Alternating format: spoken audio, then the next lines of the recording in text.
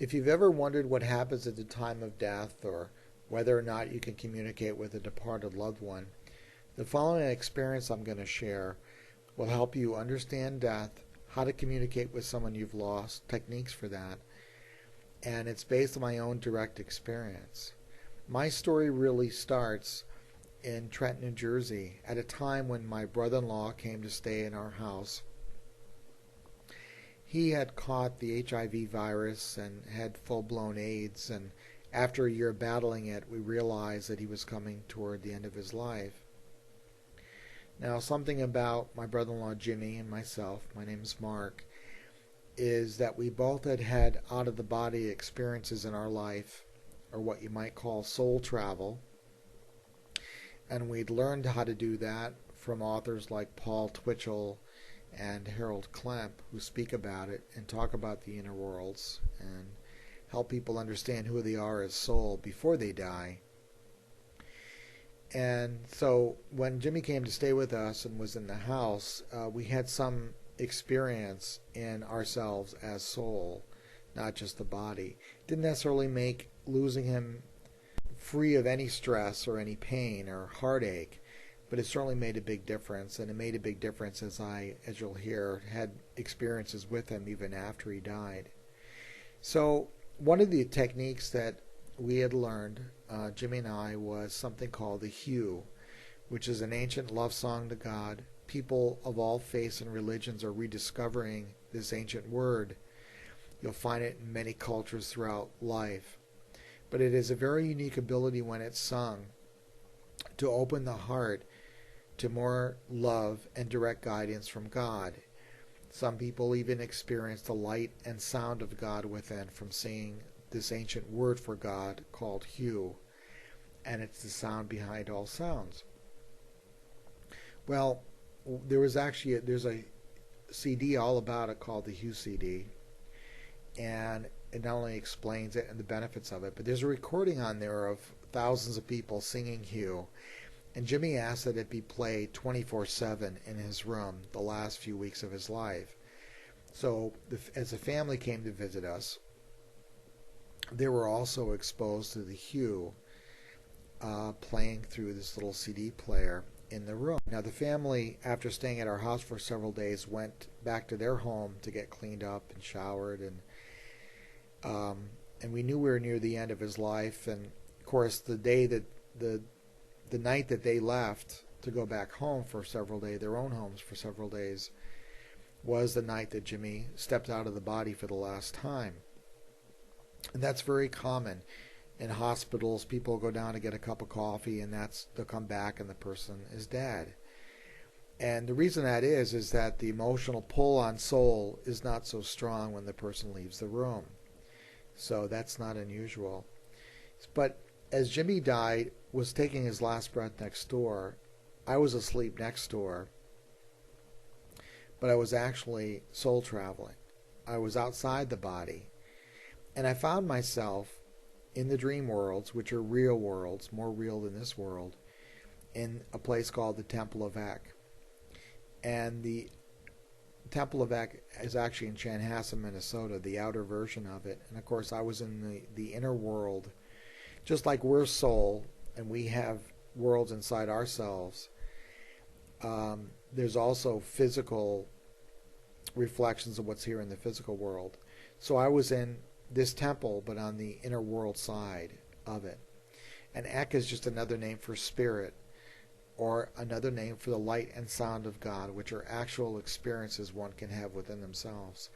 So I found myself in this temple of God, sitting in the front row, Jimmy beside me, and the immediate families sat in the front row also, when out of the door you see on your left in this picture, in walked a gentleman known as Harold Klemp, who's also known as the Mahanta, the Living Egg Master. And the Mahanta is simply the light and sound, a state of consciousness. And the Living Egg Master is the living teacher of this Ek, this light and sound. So anyway, he came up to the front of the room and he spoke for several minutes about the death process, what happens when a person dies and soul leaves the body. how they often meet relatives on the other side, and how a way is prepared for them and they gain a new life. And so he just explained death. And at the end, after a couple minutes of that, he asked Jimmy to come forward, and Jimmy stood up, hugged each one of us, and then went up and spoke with the Mahanta, the inner master. And as he spoke with him, his back was turned to us, and I could see these bands of fear unwinding from around his body. And after several minutes, without looking back, they went out the door on the right, which looks like this. And as that door closed, the door to my bedroom opened, and my wife came in and said, Jimmy just died. Well, several days later at the memorial service, which I led, my wife, right before I started, said, why doesn't everybody come up and sit in the front row? And as they sat in the front row, it dawned on me that they all sat exactly as they had sat in my dream several nights before at the time of Jimmy's death. Now, I mentioned that Hugh was playing in the room, and after the service, my father-in-law came up and he said, that Hugh, what is it? I woke up this morning, I heard it in the shower. I heard my refrigerator making the hue, and also my truck making the hue. And I explained that it's the sound behind all sounds. It's God's voice, and it's a blessing to hear it. But he was hearing the sound of God in all things. And then my sister-in-law came up. She pulled me aside and said, I heard that hue when I went to work behind the machines at work. And I don't even really believe in this stuff, but I just want to know, is Jimmy okay? And I said, yeah, he's fine. He's making a new life for himself in the inner worlds. About a week later, I had a dream with Jimmy, and it was a continuation of a conversation we had started before he died.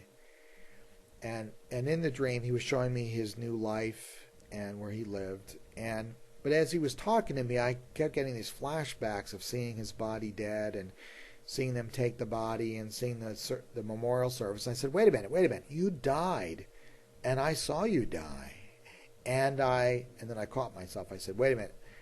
Oh, Jimmy, I'm sorry. I thought we were still in the physical world. And just like Jimmy Wood, he said, Mark, don't worry about it. It happens to me all the time. So dreams are a way that, as soul, we can stay connected with other souls, that we maintain that bond of love. And sometimes, when the time's right, dreams, the curtain may raise, and we have a dream where we're able to reconnect and help heal our heart to know that soul goes on and makes a life for itself in the inner worlds. So I learned that we are soul for sure, that life goes on after the death of the body, that we can meet relatives on the other side with spiritual techniques like the hue, and we can maintain that communication, and we can also use hue and dreams to heal a broken heart over a loss. Jimmy and I studied soul travel and dreams via the teachings of Eckankar, which have resources for people of any faith. You can find on their website. To learn more about dreams and soul travel, you might want to check out these books. Spiritual Exercises of X, Soul Travel, and Past Life Dreams Soul Travel are good books to learn about it. And finally, you can email me any questions, any stories or comments you have. I hope this is helpful for you in understanding death and life beyond.